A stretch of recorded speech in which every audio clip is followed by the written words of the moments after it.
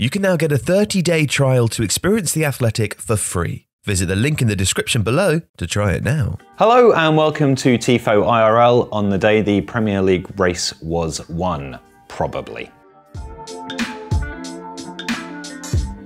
So of course Manchester City have just defeated Chelsea 1-0. They've opened up a 13-point gap at the top of the Premier League table. Now teams have come back to win the title with nearly that much of a gap before. Newcastle were 12 points ahead of Manchester United at one point during the 95-96 season, and Manchester United had an 11-point gap over Arsenal, who were in third at one point during the 97-98 season before Arsenal pipped them to the title by 1 point. But it does look pretty unassailable. It's worth noting this season that Liverpool do still have 2 games in hand, but they are going to be playing those 2 games without 2 of their crucial guys, Sadio Mane, Mohamed Salah. They're both at AFCON representing their respective nations, and that means that Liverpool's task, even in winning those 2 games in hand, is quite tough. If they do, they'll be 8 points behind Manchester City. That is a bridgeable gap, as we've seen historically. But it feels at this point like Manchester City really have got the tightest possible grip on this season. This is the Manchester City team that took on Chelsea today, and they controlled the game, particularly in this part of the pitch. And that's how they come to control seasons, and that's what we're going to look at now. Now in this game, Chelsea were set up to try and control this central area by keeping this kind of narrow system here, fanning their back 5 out and trying to get the wing-backs to push up into these wide areas or box Man City in.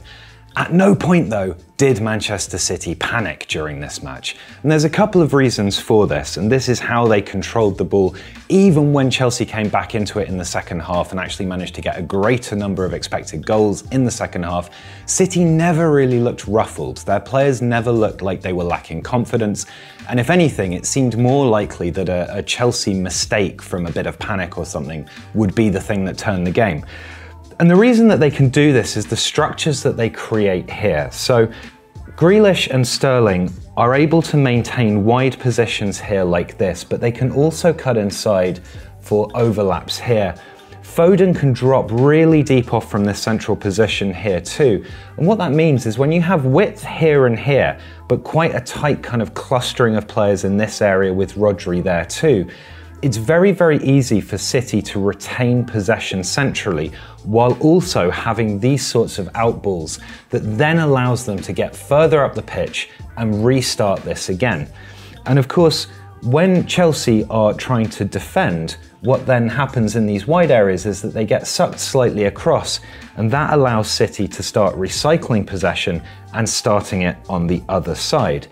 What was really crucial here was the role of Rodri. So Rodri is kind of the fulcrum that allows City to keep control of the ball, to know whether or not to play vertically through the middle or spread the play wide. And Chelsea did try and do something about this. If Rodri was past the first line of the Chelsea press, here let's say, then he was doubled up on by Kante and Kovacic. But because Walker and Cancelo can equally easily fan out wide or tuck in here, and because Stones and Laporte can angle themselves out and Ederson is this option to pass here too, then it means that even if Rodri's pressed, City can play out relatively quickly and straight away they're starting to attack again. What you have here basically is a team who have incredible confidence in their on-the-ball ability. Whether or not the opposition are pressing them tight or sitting back and asking them to play through, City are able to generate overloads in different parts of the pitch and respond to the individual questions that are being posed to them. And in this central midfield area, the technical ability of Rodri and Silva and De Bruyne with Foden dropping in means that it's very, very straightforward for City to keep the ball long enough through these quick technical interchanges to then work out what the best plan of approach is. Now, there were some flaws to City's style. They obviously had instances where balls were cut back across and they didn't have a centre forward there. But I think Pep Guardiola has decided with this sort of lineup, whether it's Foden playing as a false nine or De Bruyne or Grealish, that greater degree of control is worth the sacrifice of not having an out-and-out centre forward.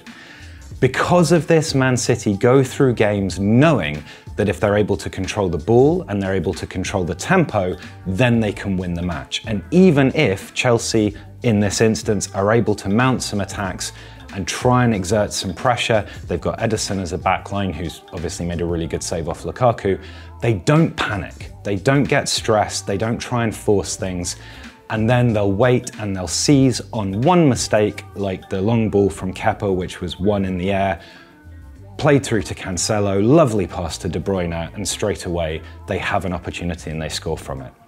So that's how City control games. It's tightening and flooding that central midfield area, but always knowing what the options are, either in wide areas or with the fullbacks, and basically being able to dictate the tempo and keep the ball.